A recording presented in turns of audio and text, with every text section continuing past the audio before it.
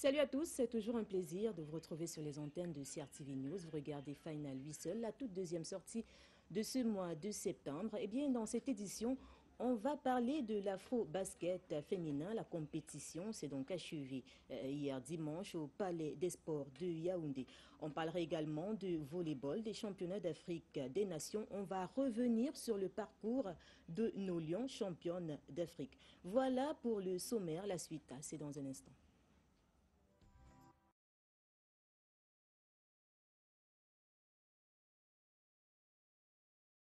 Dans le cadre de la riposte contre le Covid-19 en particulier, nous devons consolider les acquis déjà engrangés et renforcer la mobilisation en faveur des campagnes de vaccination en cours dans nos pays.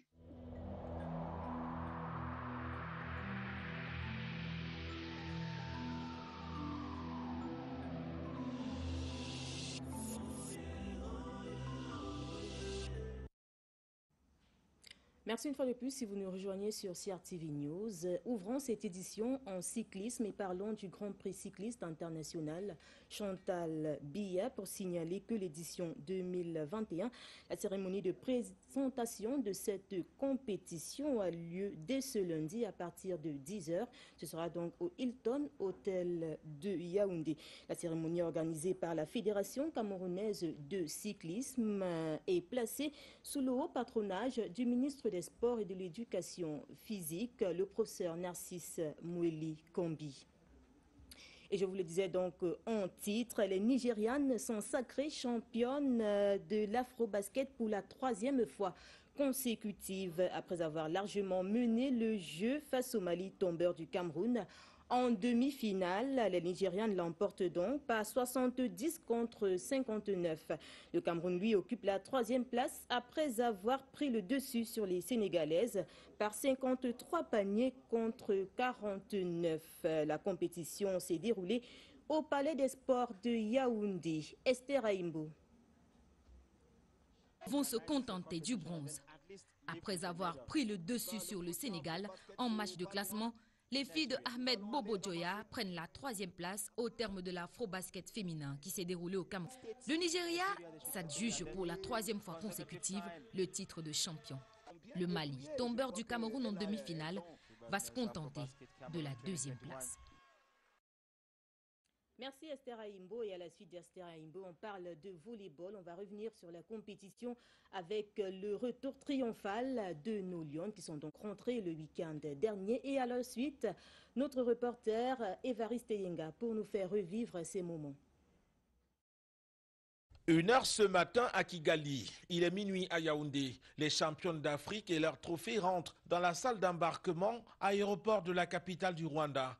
Fin des formalités, c'est la course vers le tarmac et vers l'aéronef qui les transporte dans un premier temps vers Addis Abeba. On est champion d'Afrique, yes! 5h. Addis Abeba, il est 3h à Yaoundé. L'équipe effectue un transit en Éthiopie. L'escale de 4 heures, c'est dans les bras de Morphée, au téléphone ou des instants photos avec des fans. Le prochain vol embarque les héroïnes de Kigali à destination de Yaoundé.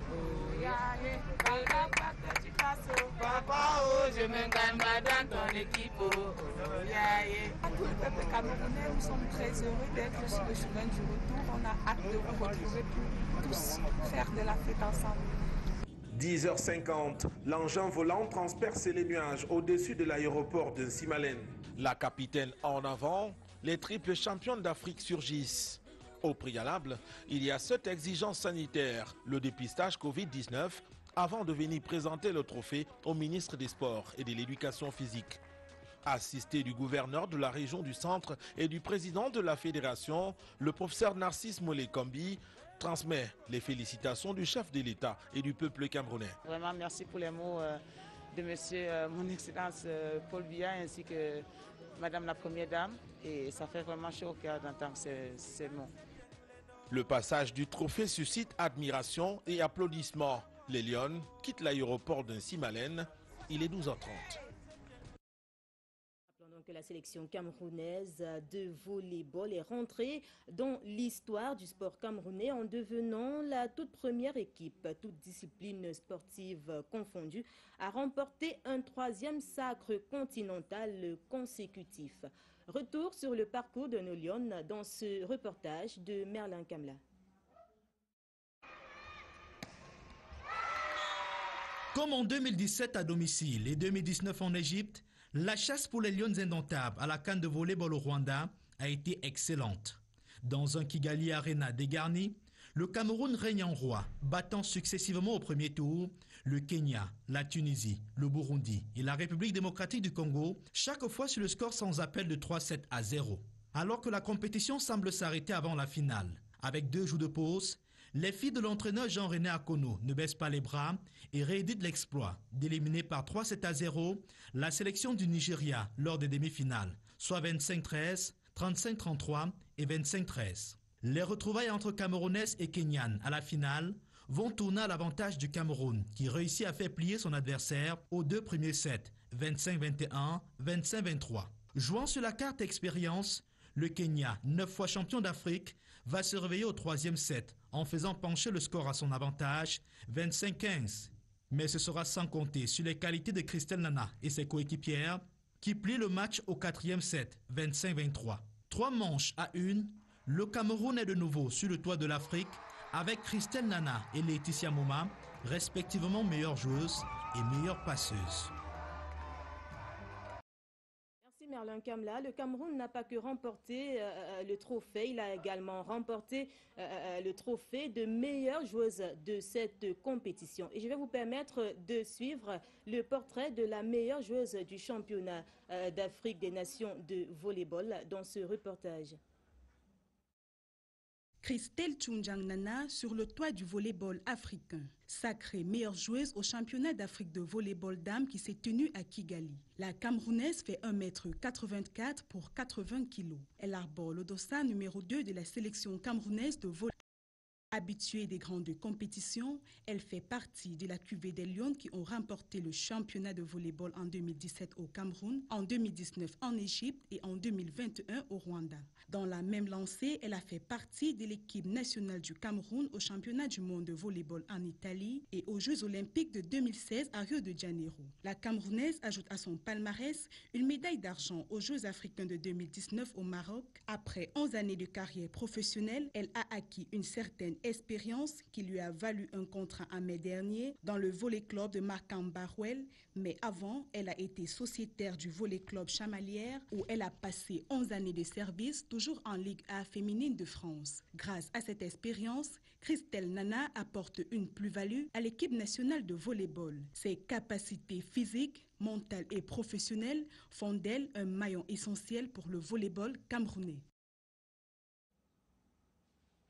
Et du volleyball au football, on parle à présent des championnats Elite One pour signaler que Ofta de Kribi a accédé au championnat Elite One. L'équipe a été accueillie hier dimanche par des personnalités vivant de ce côté dans le sud du Cameroun et par de nombreux supporters, comme nous le dit Salvador Mbecha.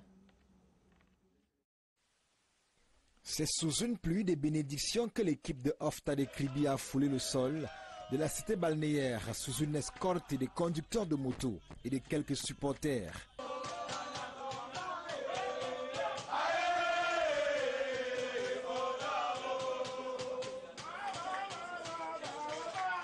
Une ambiance débordante précède les paroles de félicitations et d'encouragement de Nou Bello qui salue l'exploit des promus en Elite One. Distingués joueurs, je suis très content de ce que vous venez de nous ramener, la victoire. Je pense que quand vous êtes certains qui sont passés me voir au moment de départ, je vous avais dit que vous portez le flambeau de tout le département de l'Océan.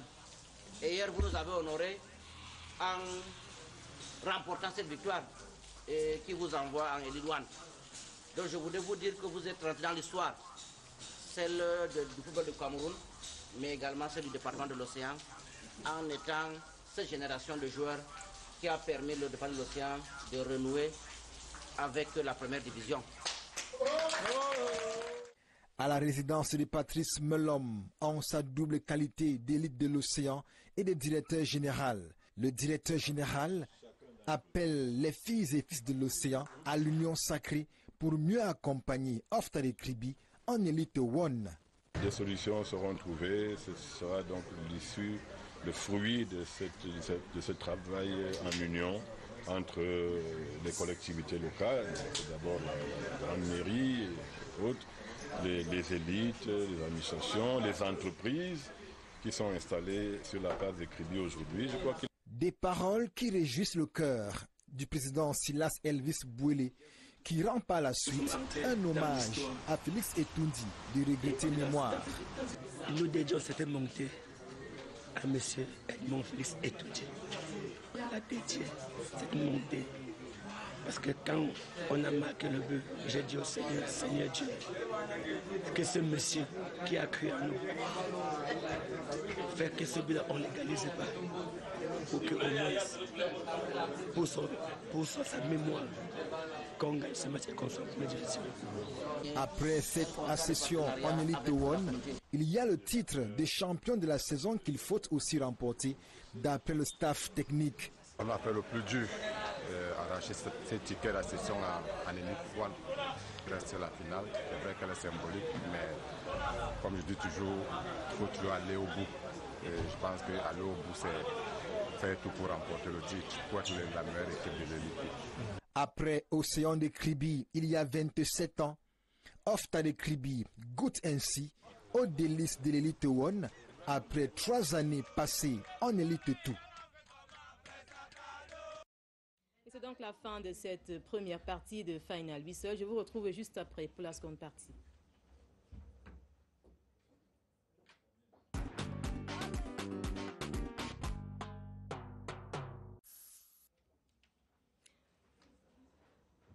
Retour sur ce plateau de Final Whistle. Merci d'être avec nous. Et en deuxième partie, on parle des élections à la Fédération camerounaise de football. Eh bien, c'est officiel. Samuel Eto'o est candidat. L'ancien international camerounais a officiellement déposé sa candidature pour devenir le prochain président de cette fédération. On fait le point avec Astrid Djuga. Samuel Eto'o répond à l'appel du peuple. Après plusieurs semaines de silence, l'ancien lion indomptable fait une sortie sur la toile pour déclarer officiellement sa candidature à la présidence de la Fédération camerounaise de football. Son slogan pour cette campagne, redonner au football camerounais sa grandeur. Notre intérêt commun, c'est que notre football soit le meilleur de notre continent pour que nous puissions, à l'extérieur, gagner peut-être une Coupe du Monde demain. À travers cette déclaration publiée sur ses pages Facebook, Instagram et Twitter, l'homme n'a pas manqué de lever le voile sur les grandes lignes de son projet, notamment relancer les championnats locaux en leur assurant régularité et plus de visibilité, restaurer l'esprit de conquête au sein des sélections nationales, assurer une croissance simultanée et pérenne aux joueurs et aux entraîneurs. Samuel Eto'o prend également l'engagement d'allouer ses indemnités de président de la FECAFOOT au développement du football amateur. Il promet d'être cet homme dévoué à redonner au football camerounais son blason d'or. Les élections de la FECAFOOT sont prévues pour le 11 décembre prochain. Parlons à présent d'une nouvelle discipline sportive, le Maracana. Le Maracana, une discipline qui s'apparente au football. Eh bien, cette discipline prend de plus en plus de l'ampleur sur le continent africain et particulièrement au Cameroun. À la découverte du Maracana, Merlin Kamla. Ce n'est pas un match de football disputé sur un terrain de handball. C'est du Maracana, une discipline sportive à part entière avec ses règles et principes. On y retrouve un peu de handball, puisqu'on joue sur les dimensions d'un terrain de handball. Un peu de football, puisqu'on joue avec les 2 membres inférieurs. Un peu de basket, puisque les remplacements sont illimités. Pour tirer un penalty, le ballon est posé au centre. Alors il faut qu'il y ait un rebond dans la zone des 6 mètres et le deuxième rebond au fond des filets, ou alors de voler directement dans les filets. En plus du carton jaune et du carton rouge, il y a ce qu'on appelle le carton bleu qui existe au Maracana. On joue à 6 par équipe avec 2 arbitres. Créé dans les années 1970 en Côte d'Ivoire, le Maracana est une discipline sportive ouverte à toutes les tranches d'âge. Les moins de 35 ans, c'est les jeunes. À partir de 35 à 45 ans, on a les seniors. De 45 à 60 ans, les super seniors. Et à plus de 60 ans, les prestiges. Pour tenter de lui donner la renommée du mythique stade Maracana de Rio de Janeiro, le Cameroun a rejoint l'équipe de promotion de la discipline sur le continent africain. Le tournoi qui se déroule ce dimanche, ici au club Camtel à Yaoundé, réunit pour la plupart les pratiquants de football. Oui, ça s'assimile facilement, ça se comprend, c'est beaucoup plus technique par rapport au football normal, c'est moins de contact et par rapport à tous les joueurs, il faut être habilement physique d'abord pour y participer. Et le temps de jeu aussi, il est réduit. Le Maracana, déjà prône la technique et surtout, au fur et à mesure, on va comprendre comment ça se passe et ainsi de suite. Déjà que du moment où vous jouez au football, je pense que le Maracana est indiqué. La phase de vulgarisation, débutée en début d'année, va s'achever en décembre prochain par un tournoi final qui réunit les vainqueurs des mini-tournois organisés à Douala et à Yaoundé. L'organisation par le Cameroun de la prochaine CAN de Maracana est un vœu que charrie tous ces amateurs et professionnels de la discipline. Merci Merlin Kamla pour la découverte de cette nouvelle discipline sportive qu'est le Maracana. Et si on prenait à présent les nouvelles de nos Lions Club, on va débuter cette série avec celle d'Aboubakari Sidiki. L'ancien international camerounais U17 a finalement trouvé un point de chute. Rappelons qu'il était libre de tout contrat depuis son départ de l'Union de Douala. Aboubakari Sidiki s'est donc engagé avec l'Olympiakos Velou, un club de 2e division en Grèce. Les deux parties se sont donc mises d'accord pour un contrat sur une saison. L'attaquant de 21 ans est donc déjà sur place pour préparer la Super League qui débute en octobre prochain. Poursuivons cette série avec André Onana, le portier camerounais de l'Ajax d'Amsterdam, pourrait intégrer dans les prochains jours l'Inter de Milan, selon plusieurs sources italiennes. Notons que le joueur de 25 ans est très courtisé en Europe, notamment du côté de l'Olympique lyonnais et de Barcelone. Si rien n'est encore officiel, le dossier pourrait être débloqué dans les prochains jours. En fin de contrat en juin prochain, le joueur pourrait concurrencer ou même devenir le successeur de Samir Handanovic. Rappelons également que André Onana, encore sous contrat avec le club néerlandais, est suspendu jusqu'au 4 novembre 2021 pour dopage. Et c'est sur ces notes que s'achève votre émission Final lui seul. Merci de l'avoir suivi. Je vous donne rendez-vous lundi prochain dès 9h10 sur les antennes de CRTV News. D'ici là, bonne suite des programmes.